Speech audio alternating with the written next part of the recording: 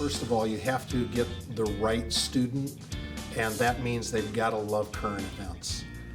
I learned a long time ago that you can have a very bright student, but unless they like current events, unless they like dealing with issues, you spend a lot of time trying to convince them that they love the news as much as you do. I always tell the kids in extemporaneous speaking, you're standing up there and you first introduce yourself. You have to introduce yourself. The introduction that you use may not be near as important as what you're doing with yourself up there. And people have to feel comfortable with yourself. It is not just stating the topic and having 3 points of analysis. You got to come across as a kind of a friend, a sort of a political answer to this question. So the first thing I try to get them to do is always just relax and do smiling. You don't need to tell big jokes, but just smile and be warm, and people say, that's the kind of kid I would really like to get to know.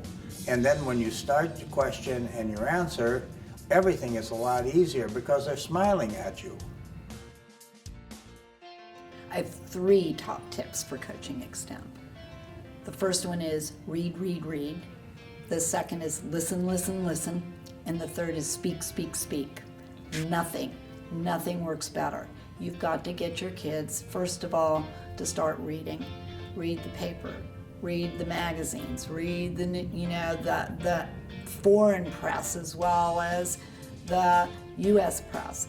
Read the conservative press, the moderate press, the liberal press. And then listen to the news. I love NPR. I'm sorry, I don't mean to be a commercial, but I love NPR. They have the most wonderful analysis. Get your kids to listen or go online and read the transcripts. And then nothing more than speak, and then speak some more, and then speak some more.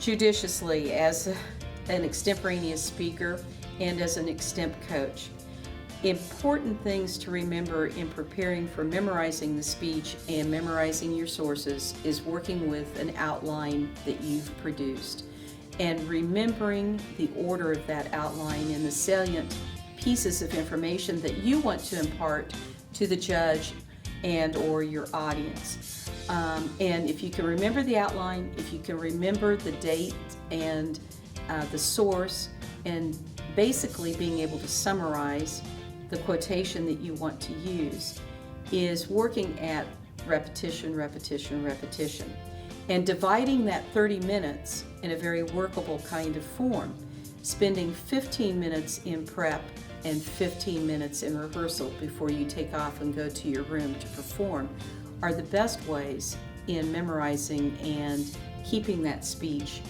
in the front of your mind before you go in to perform. Wednesday is Extemp Day, and on that day they have a meeting. If you miss 2 meetings, you don't get credit. You're there. And 2 students are selected to give the extemps of the day. And there's usually 30 to 40 young men in there, they critique you. Having to give it to your peers somehow ups the ante, and so we're gonna often get your best product, your best analysis. So, and you don't have to do it every week, and it's never all the fancy seniors that do it. No, it's those brand new freshmen, throw them in the pool. Because then there are 40 upperclassmen who are telling you how to get better.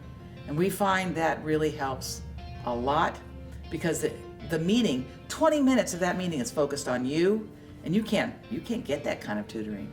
So there's responses from the other freshmen, there's responses from the guy who was state champ last year, and the teacher then critiques. And so that meeting once a week is hugely helpful. We're big fans.